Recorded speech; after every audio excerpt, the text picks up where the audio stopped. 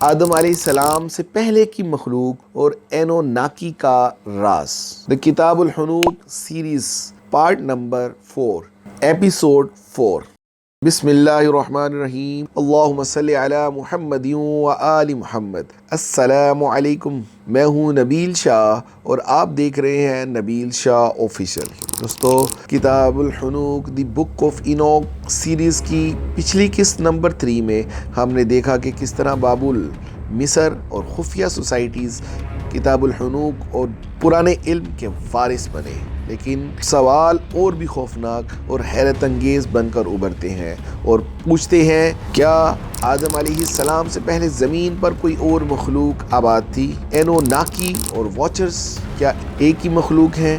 کیا کتاب الحنوک زمین پر قدیم جائنٹس اور اجنبی مخلوقات کے بارے میں اشارہ دیتی ہیں؟ کیا قیامت سے پہلے یہ قوتیں دوبارہ زمین پر لوٹیں گی؟ کیا آج کے یو ایف اوز اور ایلینز اسی سلسلے کی کڑی ہیں؟ اس سے پہلے کہ میں آج کے ویلاگ میں آگے بڑھوں، اگر آپ نے ابھی تک میرے چینل نبیل شاہ آفیشل کو سبسکرائب نہیں کیا تو ابھی کر لیجیے اور ساتھ میں دیے گئے بیل آئیکن کے بٹن کو بھی پریس کر دیں تاکہ آپ کو میری آنے والی تمام ویڈیوز کے نوٹیفیکیشن بر وقت ملتی رہے۔ کیا آدم علیہ السلام سے پہلے بھی زمین پر کوئی اور مخلوق آباد تھی؟ دوستو، آدم علیہ السلام سے پہلے کی دنیا اسلامی روایات کے مطابق اللہ تعالیٰ نے زمین پر آدم سے پہلے بھی کئی مخلوقات کو بسایا۔ مفسرین لکھتے ہیں کہ جنات ہزاروں سال تک زمین پر آباد تھے اور انہوں نے خون ریزی اور فساد کیا، اسی لیے فرشتوں نے اللہ تعالیٰ سے کہا سورۃ البقرہ آیت نمبر 30 میں، کیا تو ان لوگوں کو بسائے گا یہاں پر فساد کریں گے؟ لیکن کیا یہ صرف جنات تھے یا پھر کوئی اور مخلوق بھی زمین پر آباد تھی جو انسانوں جیسی مگر انسانوں سے کہیں بڑی اور طاقتور تھی؟ اینوناکی اور واچرز۔ دوستو، سمیری تہذیب کی قدیم تختیوں میں، قدیم ٹیبلٹس میں ایک ایسا نام ملا ہے، اینوناکی کہتے ہیں۔ اس کا بارہا ذکر بھی ملا ہے۔ ان ٹیبلٹس میں یہ لکھا ہوا ہے کہ اینوناکی آسمان سے اترنے والے وہ دیوتا تھے جنہوں نے انسانوں کو تہذیب اور علم سکھایا۔ کتاب الحنوک ہمیں بتاتی ہے کہ واچرز بھی آسمان سے اترے اور انسانوں کو دھاتوں، جادو اور ستاروں کا علم دیا۔ سوال یہ ہے کہ کیا اینوناکی اور واچرز دراصل ایک ہی مخلوق ہیں جنہیں مختلف قوموں نے مختلف ناموں سے یاد کیا؟ کیا یہی وہ مخلوق تھی جو آدم علیہ السلام سے پہلے زمین پر آباد تھی؟ جائنٹس اور قدیم آثار قدیمہ کی باقیات۔ دوستو، دنیا بھر کے آثار قدیمہ میں بہت سی مخلوقات اور دیو قیمت انسانوں کی ہڈیاں اور مجسمے ملے ہیں۔ امریکہ تک میں 12 فٹ 12 فٹ لمبے ڈھانچے دریافت ہوئے ہیں۔ پیروں میں عجیب و غریب کھوپڑیاں ملے ہیں اور ایسٹر آئی لینڈ کے دیو ہیکل مجسمے آج بھی سوالیہ نشان ہیں۔ کیا یہ وہی نیفیلین یا جائنٹس ہیں جن کا ذکر دی بک آف اینوک میں موجود ہے؟ جی دوستو، یہ ممکن ہو سکتا ہے کہ ایسٹر آئی لینڈ اہرام مصر جیسے عجائبات عام انسانوں کے بس کی بات نہیں، یہاں تک کہ آج کے جدید ترین دور میں بھی ہم جدید ٹیکنالوجی کی مدد سے ایسی بلڈنگز دوبارہ تعمیر نہیں کر سکتے۔ یہ راز آخر ایک نہ ایک دن کھلنے تو ہے، ایک نہ ایک دن، اور یہ بھی ہو سکتا ہے کہ دی بک آف اینوک کی ہی گمشدہ باقی اوراق یا ضائع کیے گئے باقی اوراق بھی ایک دن مل جائیں اور یہ مکمل طور پر ایک پاورفل کتاب بن جائے جس کے مدد سے ہم وہ سب راز جان جائے جو آدم علیہ السلام سے پہلے تھی اور آدم علیہ السلام کے بعد ہوئی، اور جنہوں نے اہرام مصر اور ایسٹر آئی لینڈ کے مجسمے قائم کیے، ان قوتوں کا راز بھی معلوم ہوگا۔ کیا واچرز کی مستقبل میں واپسی ہوگی؟ دوستو، دی بک آف اینوک میں ایک اور خوفناک اشارہ بھی ملتا ہے، وہ یہ ہے کہ یہ گرتے ہوئے فرشتے، انہیں فالن اینجلز کہا جاتا ہے، یہ قیامت سے پہلے دوبارہ قید سے آزاد ہوں گے، اور یہی وقت ہوگا جب زمین پر بڑی بڑی جنگیں ہوں گی۔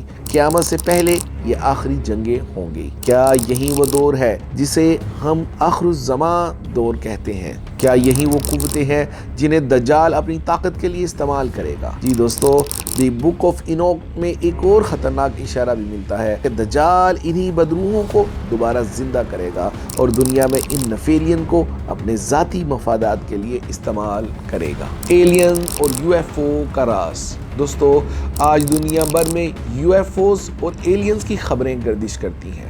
امریکی حکومت نے بھی کئی رپورٹس جاری کی ہیں کہ آسمان میں عجیب و غریب قسم کی خلائی اجسام دیکھے گئے ہیں، لیکن سوال یہ ہے کہ کیا یہ واقعی کسی اور سیارے کی مخلوق ہیں یا پھر یہ وہی پرانے بدروہیں اور واچرز ہیں جو دوبارہ واپس آ رہی ہیں۔ دوستو، جب ہم اللہ تعالیٰ کی بنائی ہوئی اتنی بڑی کائنات دیکھتے ہیں تو یہ اندازہ تو ضرور ہوتا ہے کہ اللہ تعالیٰ نے اسے بے مقصد تو نہیں بنایا ہوگا۔ اللہ کی باقی کئی مخلوقات ان میں آباد ہوں گی۔ خاص طور پر ہمیں ذوالقرنین علیہ السلام کے سفر کے دوران ان مخلوقات کا ذکر ملتا ہے، تو یہ بھی ہم یقین سے کہہ سکتے ہیں کہ دجال بھی اسی پورٹل کے ذریعے ہی ہماری اس دنیا میں داخل ہوگا، یعنی اسی کے پاس، یعنی دجال کے پاس ہی آسمانی پورٹلز کے راز بھی ہوں گے۔ یہی وجہ ہے کہ ہم حدیث مبارکہ میں جب یجوج ماجوج کا ذکر سنتے ہیں تو ہمارے دماغ میں دوسری دنیا کا تصور پیدا ہوتا ہے، اور اگر دجال کے پاس پورٹل کھولنے کا کوئی علم ہوگا تو وہ پوری دنیا کا سفر کرتے پھرے گا، اور یہ بھی ہو سکتا ہے کہ وہ دوسری دنیاؤں میں بھی جائے گا، کیونکہ ایک بات بہت واضح طور پر سمجھ آتی ہے، جب دجال کو ختم کر دیا جائے گا تو فوراً ہی یاجوج ماجوج زمین پر ہر بلندی سے کیسے اترنا شروع ہو جائیں گے۔ قرآن نے بلندی کا ہی ذکر کیوں کیا ہے؟ کیا ایسا تو نہیں ہوگا کہ دجال مرنے سے پہلے انسانوں کی تباہی اور بربادی کے لیے آسمان کے پورٹلز کھول دے گا اور خربوں کی تعداد میں یاجوج ماجوج ہماری اس دنیا میں داخل ہوں گے، اور ذوالقرنین کی بنائی گئی دیوار خود بخود اللہ کے حکم سے گر جائے گی۔ دوستو، ہم نے آج دیکھا کہ آدم علیہ السلام سے پہلے زمین پر جنات اور شاید دیگر مخلوقات آباد تھی۔ سمیری تہذیب کی باقیات کے ٹیبلٹس میں اینوناکی اور کتاب العنوق کے واچرز میں حیرت انگیز مشابہت بھی ملتی ہے۔ دنیا بھر میں جائنٹس اور عجیب الغریب ڈھانچے اس کہانی کو اور تقویت دیتے ہیں، اور مستقبل میں یہ قوتیں دوبارہ ظاہر بھی ہو سکتی ہیں۔ اگلی ایپیسوڈ نمبر 5 میں ہم دیکھیں گے کہ دجال، واچرز اور خفیہ سوسائٹیز کا آپس میں کیا تعلق ہو سکتا ہے۔ کیا نیو ورلڈ آرڈر اصل میں انہی قوتوں کی منصوبہ بندی ہے، اور قرآن و احادیث مبارکہ میں ہمیں آنے والے وقت کے بارے میں کیا خبردار کرتے ہیں؟ آپ سے اجازت لینے سے پہلے بس اتنا کہوں گا کہ میرے چینل نبیل شاہ آفیشل کو سبسکرائب کر دیں اور ساتھ میں بیل آئیکن کا بٹن بھی پریس کر دیں تاکہ آپ کو میری آنے والی تمام ویڈیوز کا نوٹیفیکیشن بر وقت ملتا رہے۔ اب تک کے لیے اتنا ہی، بہت جلد اپنے اگلے ویلاگ میں آپ سے دوبارہ مخاطب ہوں گا۔ تب تک کے لیے مجھے اجازت دیجیے۔ اپنے عزیز و اقارب اور گرد و نواح میں رہنے والے لوگوں کا خیال رکھیں۔